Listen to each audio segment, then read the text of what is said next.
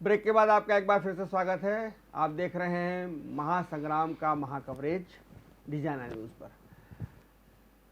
बड़ी खबर यह है कि सिंगरौली में रानी अग्रवाल जो आपकी प्रत्याशी थी वो चुनाव जीत गई हैं और मध्य प्रदेश की राजनीति में आपकी विधिवत एंट्री हो गई है। पहला खाता आपका खुल गया है। दर्शकों को बता दूं कि पंजाब में भी आपने इसी तरह से एंट्री की थी। स्थानीय चुनावों में उन्होंने पंजाब में आप खड़ा हुआ था और वहां जीतने के बाद उनकी सरकार बनी। तो ये कह सकते हैं कि मध्य प्रदेश में भी आपने अपने पैर रख लिए हैं और एक बड़ी सिंगरौली महत्वपूर्ण क्षेत्र माना जाता है। विंध्य का चुरट से लगा हुआ है, अजय सिंह राहुल के विधानसभा क्षेत्र से लगा हुआ है क्षेत्र है, वहाँ पर वो चुनाव जीत गई है रानी अग्रवाल। बीजेपी वहाँ दूसरे नंबर पर रही है, कांग्रेस को वहाँ तीसरे नंबर पर स्थान करना पड़ा। हालांकि सिंगरौली में बहुमत जो है वो बीजेपी का आया है और अन्य लोग 9 हैं, कांग्रेस वहाँ दूसरे नंबर पर है। जहाँ तक बात की जाए छिंदवाड़ा की, तो छिंदवाड़ा में कांग्रेस कमलनाथ की नाक रखने में सफल रही है, नाक बचाने में सफल रही है। विक्रम आहा के मामूली से अंतर से चुनाव जीत गए हैं, लगभग 1600 वोट से वो चुनाव जीत गए हैं महापौर का। भारतीय जनता पार्टी ने अच्छा मुकाबला किया है छिंदवाड़ा में और परिषद भी जो है छिंदवाड़ा नगर निगम में कांग्रेस की बन गई है। जबलपुर और छिंदवाड़ा ये 2 सीटें कांग्रेस के खाते में गई हैं, जबकि बाकी सारी सीटें में जो है बीजेपी का पल्ला भारी दिखाई दे रहा है। लेकिन ग्वालियर में कांग्रेस की उम्मीदवार आगे चल रही हैं, शोभा शिकरवार। तो कुल मिलाकर बीजेपी के लिए ये चुनाव एक अच्छा चुनाव साबित हुआ है और ये कह सकते हैं कि कमलनाथ जो कह रहे थे कि वो नगर निगम चुनावों को सीरियसली नहीं लेते हैं और जो कह रहे थे कि ये चुनाव जो है सेमीफाइनल है, उनको बहुत सारी जगह पर अभी चिंतन करने की ज़रूरत पड़ेगी, एनालिसिस करने की ज़रूरत पड़ेगी। सतीश जी, भले ही कांग्रेस उतना अच्छा प्रदर्शन नहीं कर पाई, लेकिन छिंदवाड़ा जी, पिछली बार तो 16 ही नगर निगम हार गई थी कांग्रेस, लेकिन इस बार छिंदवाड़ा जीत गई, जबलपुर जीत गई, हो सकता है ग्वालियर और जीत जाए, उज्जैन और जीत जाए। तो इस दृष्टि से देखा जाए तो कांग्रेस गेन कर रही है। बिल्कुल सही है। कांग्रेस खास करके जबलपुर की जीत तो बहुत बड़ी जीत मानी जाएगी और जबलपुर की जीत पूरे विंध्य पे प्रभाव डालेगी। सिंगरौली की जीत भी विंध्य पे प्रभाव डालने वाली है। तो कुल मिला के आप ये कह सकते हैं कि पिछले विधानसभा चुनाव में जो विंध्य क्षेत्र में झटका लगा था बीजेपी को, वो अगर बीजेपी मिशन 2023 के तहत संभलती नहीं है तो वह विस्तार करेगी कांग्रेस वहाँ। एक बड़ी खबर आ रही है वार्ड क्रमांक 1 से, जहां प्रीति गोलू अग्निहोत्री चुनाव हार गई हैं। गोलू अग्निहोत्री बहुत बड़े नेता हैं कांग्रेस के और वो 1 नंबर विधानसभा क्षेत्र से कांग्रेस टिकट के दावेदार रहे हैं। 2 बार उनको टिकट मिल भी गया था, दोनों बार उनसे टिकट वापस ले लिया गया मिलने के बाद। दुर्भाग्यशाली रहे हैं वो। और इस बार ये माना जा रहा था कि अगला विधानसभा चुनाव वो क्षेत्र क्रमांक 4 से लड़ेंगे, उनकी तैयारी है। और उनकी पत्नी गोलू अग्निहोत्री वार्ड क्रमांक 1, ये उनका परिवार का परंपरागत वार्ड है। यहाँ से उनके बड़े भाई राजा अग्निहोत्री भी पार्षद रहे हैं, प्रीति गोलू अग्निहोत्री 2 बार पार्षद रही हैं। तो यहाँ पर प्रीति गोलू अग्निहोत्री का चुनाव हारना और महेश चौधरी का भारतीय जनता पार्टी के उम्मीदवार का चुनाव जीतना निश्चित रूप से एक बड़ी खबर है। प्रीति गोलू अग्निहोत्री बड़ी नेता है कांग्रेस की। गोलू अग्निहोत्री बड़े नेता है, राजा अग्निहोत्री, गोलू अग्निहोत्री बिल्कुल विधानसभा पद के दावेदार हैं। 2 बार विधानसभा का टिकट मिला, बाद में बदल दिया गया, संजय शुक्ला को मिल गया। लेकिन उनका चुनाव खुद का हारना, क्या ये माना जाए कि कांग्रेस के बड़े नेता भी अब इस लहर में सुरक्षित नहीं? देखिए, अगर हम इसको नगर निकाय के लिहाज से देखा जाए, जिस क्षेत्र की हम बात कर रहे हैं वार्ड क्रमांक 1, इस क्षेत्र में खाती बहुल क्षेत्र है। टिकट वितरण में भाजपा ने इस बार बाजी मार ली और महेश चौधरी जी जो खाती समाज से आते हैं और खाती बहुल क्षेत्र है, तो उसका उनको सीधा फायदा मिला।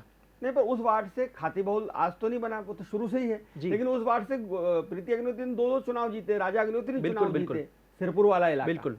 फिर इस बार ऐसा खाती बहुल मामला क्यों चल गया? देखिए, जनता हमेशा चेंज चाहती है, वही जनता ने किया होगा। और एक बड़ी खबर सागर से आ रही है। सागर महापौर श्रीमती तिवारी, भारतीय जनता पार्टी की उम्मीदवार श्रीमती तिवारी सागर में चुनाव जीत गई हैं। कांग्रेस की उम्मीदवार निधि जैन को हार का मुंह देखना पड़ा है। सागर में भारतीय जनता पार्टी ने बहुत जबरदस्त प्रदर्शन किया है और कांग्रेस केवल 4 सीटों पर वहां सिमट कर रह गई है। 30 सीटें वहां भारतीय जनता पार्टी को मिली है और इस तरह से देखा जाए तो 4 नगर निगम पर भारतीय जनता पार्टी का कब्जा हो गया है। सागर, बुरहानपुर, खंडवा और सतना, 4 जगह के चुनाव परिणाम सामने आए हैं। इनमें भारतीय जनता पार्टी के उम्मीदवार चुनाव जीत गए हैं। 4-2 का आंकड़ा हो गया है।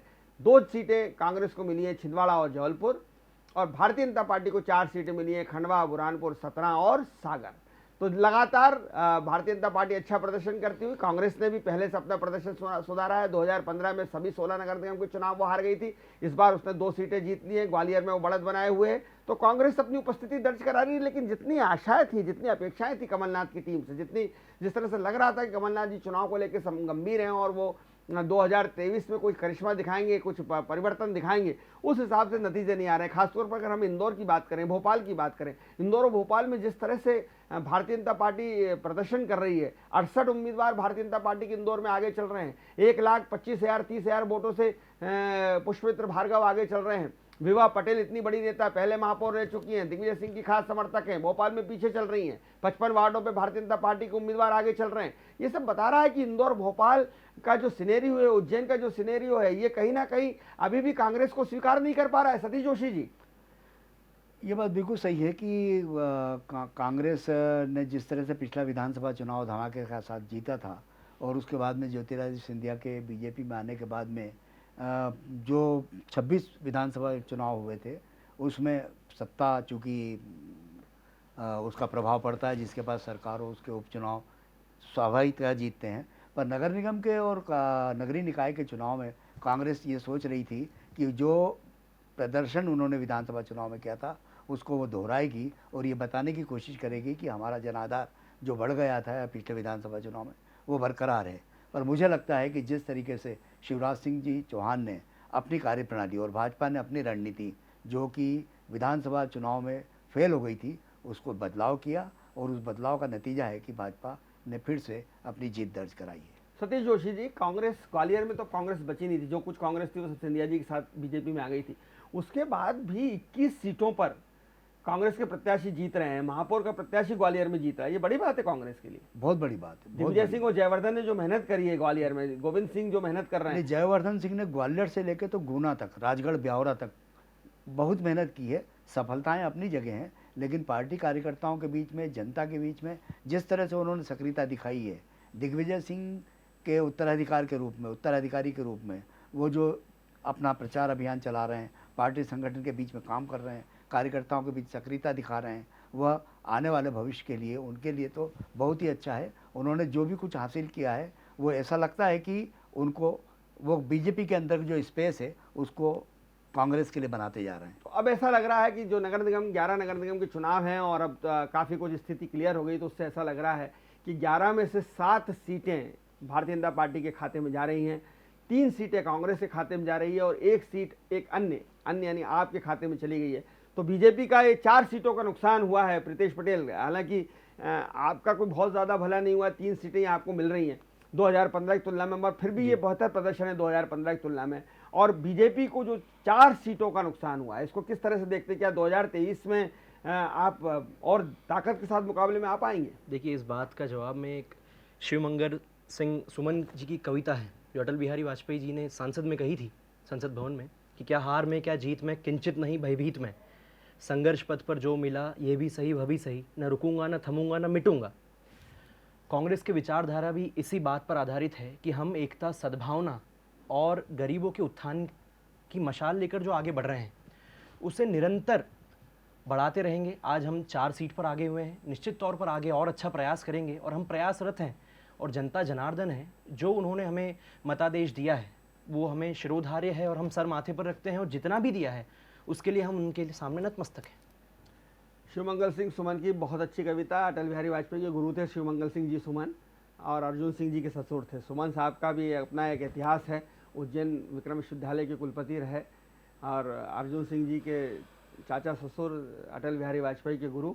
तो वो कविता अपनी जगह पर है, लेकिन कांग्रेस को इस कविता से ऊपर उठकर सोचना पड़ेगा, क्योंकि जिस तरह से 15-17 साल से बीजेपी की सरकार है, एक एंटी इंकम्बेंसी होती है, सत्ता विरोधी रुझान होता है, बरसात 3 इंच बरसात में शहर की हालत कैसी हो जाती है, बहुत सारे विषय हैं, लेकिन उसके बावजूद भी बीजेपी ने बहुत अच्छा किया। क्या उदयपुर फैक्टर था? क्या अमरावती फैक्टर था? अंदर ही अंदर अंडर करेंट था क्या? उधर 2 फैक्टर हैं। एक तो ये कि नगर निगम में लगातार 20-22 साल से बीजेपी है, बावजूद इसके लोग जो विकास हो रहा है, भले ही वो धीरे हो रहा हो, आधा अधूरा हो रहा हो, अतिक्रमण हटाए जा रहे हों, सड़कों को चौड़ी किया जा रहा हो, उसमें वो विकास की नई चीज़ देख रहे हैं, खास करके स्मार्ट सिटी को लेके।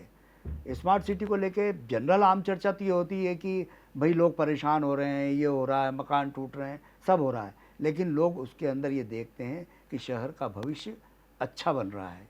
मुझे ऐसा लगता है कि नगर निगम की तमाम कार्यशैली होने के बावजूद भी, नाराज़ी होने के बावजूद भी ये विकास को वोट गया है। और दूसरी जो बात आपने जिसका संकेत दिया है, मुझे ऐसा लगता है कि ये 50-50 की लड़ाई जो है उदयपुर ने 70-30 की लड़ाई बना दिया है। बहुत धन्यवाद सतीश जोशी जी, वरिष्ठ पत्रकार, आप हमारे स्टूडियो में आए, दर्शकों से बातचीत की। धन्यवाद प्रीतेश पटेल, युवा कांग्रेस के प्रवक्ता, आप दोनों का बहुत बहुत शुक्रिया। एक ब्रेक के तुरंत बाद हाजिर होंगे नए अपडेट्स के साथ, नए रुझानों के साथ। देखते रहिए डिजाइनर न्यूज़, खबरों का सिलसिला जारी है, जारी रहेगा। नमस्कार।